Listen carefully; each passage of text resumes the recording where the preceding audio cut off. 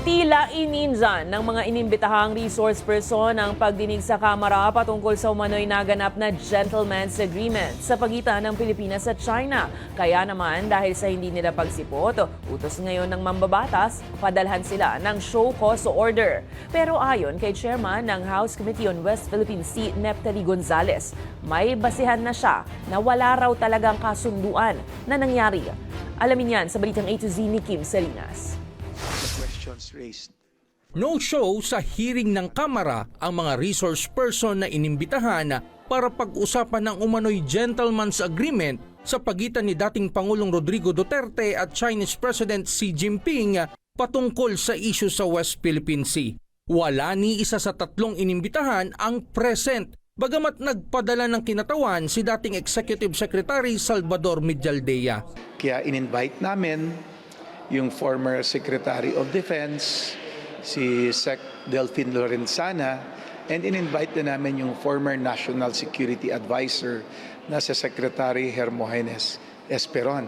Kasama na rin si former Executive Secretary Medialdea. Nagtataka umano ngayon ng mga mambabatas kung bakit kailangan nila umanong umiwas. Mas maganda, Mr. Chair, na talagang sila mismo ay magpunta upang linawin kung ano yung kanilang nalalaman, lalong-lalo na sa gentleman's agreement na to. Kaya naman, May I move that those who were invited and did not come here without any valid excuse or providing any valid excuse be issued a show cause order to explain their absence in today's hearing. ayon naman kay Chairman ng House Committee to the West Philippine Sea, Representative Neptali Gonzales II, Ang tingin ko may sufisyente na kaming basihan na para sabihin na wala talagang agreement, at kung meron mang agreement na magsasabi, then it's an agreement, it's not in conformity with our constitution. bagay na tila nag-second demotion naman ang iba. As far as the Philippine Coast Guard is concerned,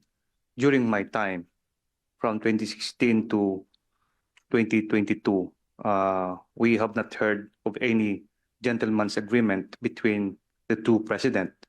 Otherwise, it could have been cascaded down to us as the forefront agency in our quest towards protecting our sovereignty and sovereign rights in the South China Sea and West Philippine Sea. Ayon pa sa kanila, kung meron mang kasunduan ay pinawalang bisa naman na anya ito ni Pangulong Bongbong Marcos. Wala rin daw nababasa ang Justice Department patungkol sa umano'y naganap na kasunduan.